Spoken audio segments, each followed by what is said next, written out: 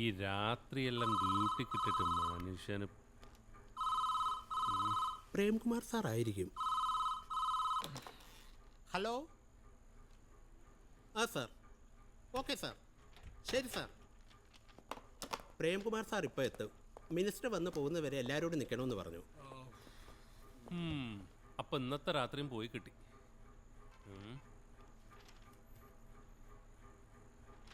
ഞാനിപ്പം വരാം. വിട്ടേക്കടാ.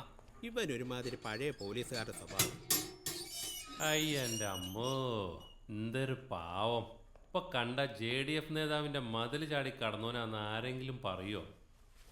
ആ വീട്ടിൽ 2 ഐറ്റം ഉണ്ടല്ലോ, നേതാവിൻ്റെ അനിയൻ്റെ 2 പെമ്മക്കള്. അതിലേതുമായിട്ടാ?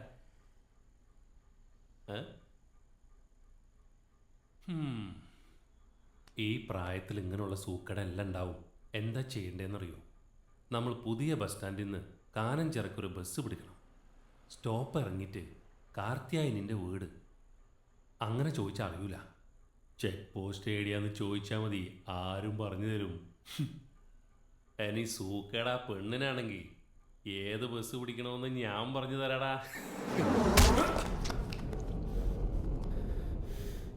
എന്റെ ഐഷ്യനെ കുറിച്ചൊരു അക്ഷരം വേണ്ടി പോയത്.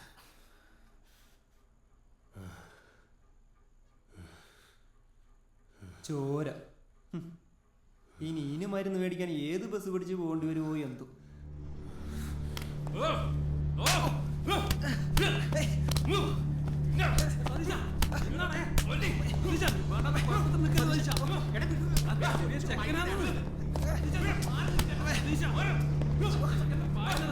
നിർത്തടേ.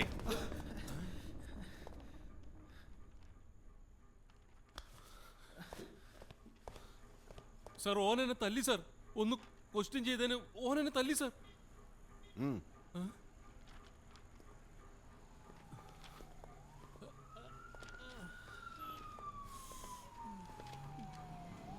നാണമില്ലേടേ? പീക്കിരി പിള്ളേരുടെ അടിയും മേടിച്ചിട്ട് കംപ്ലൈൻറ്റ് പറയാൻ വന്നിരിക്കും. താൻ പോലീസുകാരനെ അതാ നേഴ്സറി കുട്ടിയാ. പോയി മരുന്ന് വെച്ചിട്ട് വാ. ചെല്ല്. ഡേയ്, ചേഞ്ച് എനിക്ക് വേണം. ബാക്കി കൊണ്ട് അടിച്ച് വില്ല വരുന്നു. എന്തോ ചോദിച്ചു മേടിച്ചതാ സാറേ. സതീശനെ അറിയാമല്ലോ.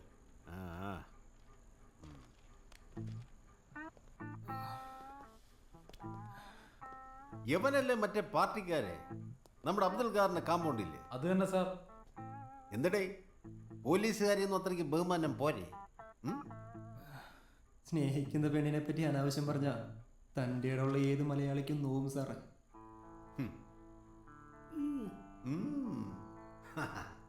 അപ്പൊ ഇതൊരു ലവ് സ്റ്റോറിയാണ്. എന്തടേ അവളുടെ പേര്? ആയിഷ.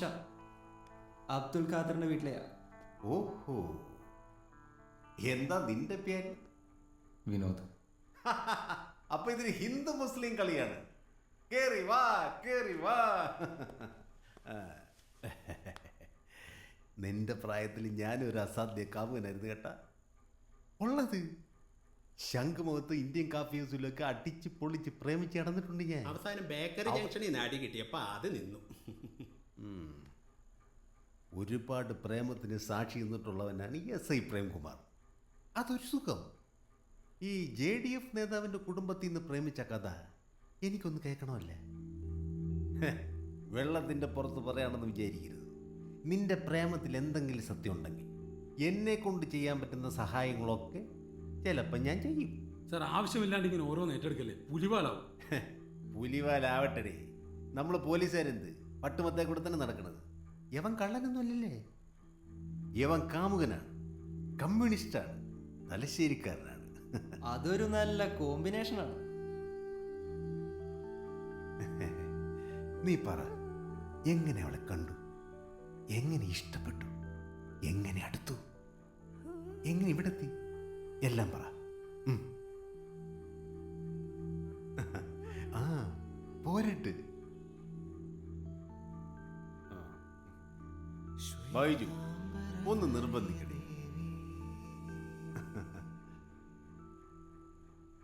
ശ്വേതാംബരധരേ ദേവി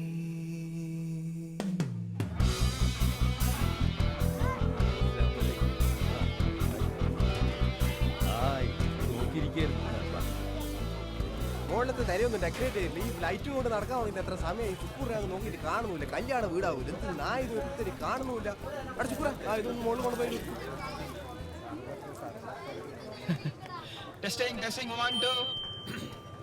പ്രിയപ്പെട്ടവരെ, നിഷ്കളങ്കയും ഇബ്രാഹിം കുഞ്ഞിന്റെ മകളുമായ സൽമയെ നിക്കാഹ് കഴിക്കുന്ന ഞങ്ങളുടെ സുഹൃത്തും സർവോപരി സൽഗുണ സമ്പന്നനുമായ മുസ്തഫയ്ക്ക് ഞങ്ങൾ ഈ പാട്ട് ഡെഡിക്കേറ്റ് ചെയ്യുന്നു.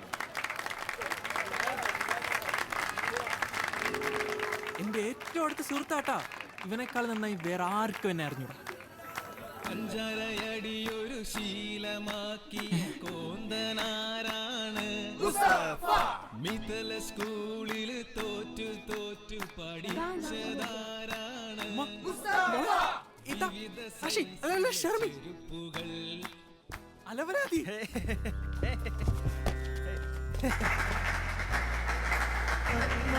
സമസ്തിദേ ദേവി പരബ്രഹ്മസ്വരൂപിണി പരമേശി ജഗന്മാതർ മഹാലക്ഷ്മി നമോസ്തുതേ.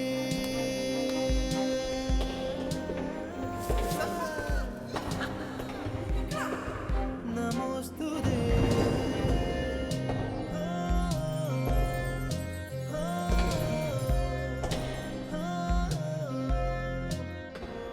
നിൽക്ക് ബാക്കി ഞാൻ പറയാം. നീ ഇപ്പുറത്തുനിന്ന് വരും, അവൾ അപ്പുറത്തുനിന്ന് വരും. ഹാളിൻ്റെ നടുക്ക് വെച്ച് നിങ്ങൾ രണ്ടുപേരും കൂട്ടിമുട്ടും, കണ്ണും കണ്ണും തമ്മിൽ ഉടക്കും. ഇതല്ലേ പരിപാടി? ഒരു ചെറിയ വ്യത്യാസമുണ്ട്. ടെസ്റ്റ്. നമോസ്തുതേ.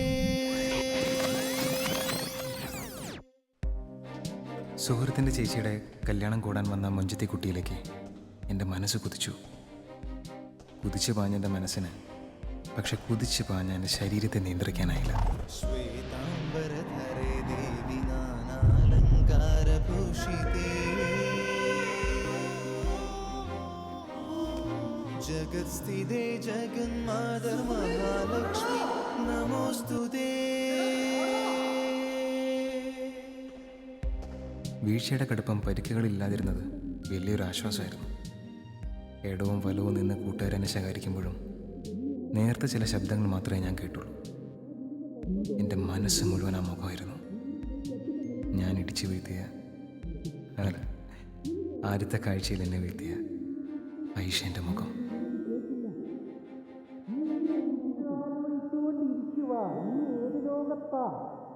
എനക്കോളെ കാണണം. ഹോസ്പിറ്റൽ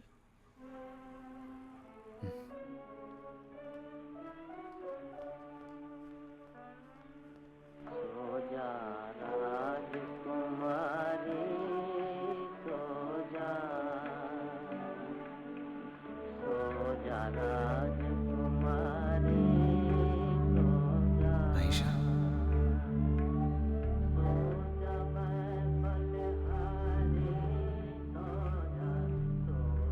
മുമ്പ് പലതവണ പ്രേമിച്ചിട്ടുണ്ടെങ്കിലും പെണ്ണൊരു അത്ഭുതമായിട്ട് തോന്നിയത് ആദ്യമായിരുന്നു.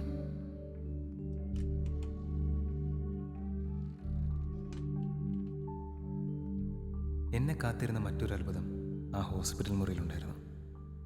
ഒരു കൊച്ചു പെൺകുട്ടിയുടെ രൂപത്തിൽ.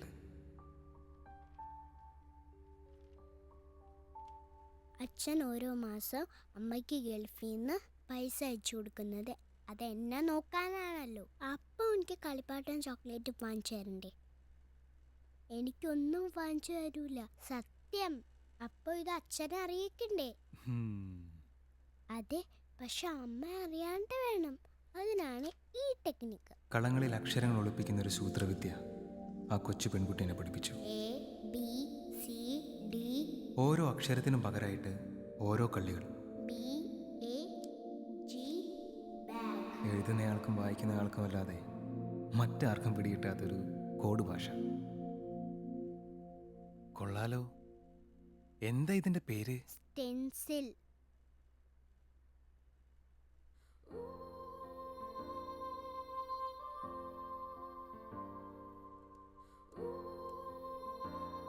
എനിക്കൊരു സഹായം ചെയ്യുക. ഐ ആം സോറി ഐഷ എന്നൊരു പേപ്പറിൽ എഴുതി തരുമോ ഈ സ്റ്റെൻസിൽ വെച്ചിട്ട്? ആ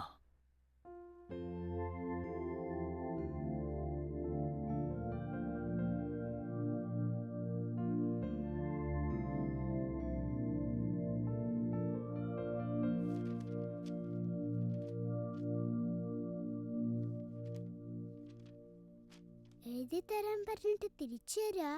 ഇതെനക്ക് വേണ്ടിയിട്ടല്ല, ആ കിടക്കുന്ന ചേച്ചിക്ക് വേണ്ടിയിട്ടാ.